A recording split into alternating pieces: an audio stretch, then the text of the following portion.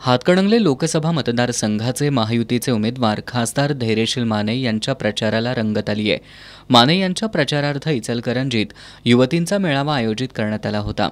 मेळाव्याला शहर आणि ग्रामीण भागातून मोठ्या संख्येनं युवती सहभागी झाल्या होत्या. या मेळाव्यात शिवसेनेची ध्येयधोरणं सांगण्यात आली.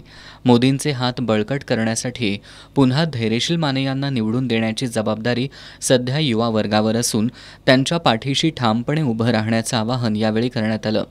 देशाच्या प्रगतीमध्ये युवतींचा मोठा सहभाग आहे. उज्ज्वल भारताचं भविष्य साकार करण्यासाठी पंतप्रधान मोदींचे हात बळकट करण्याचं आवाहन करण्यात आलंय.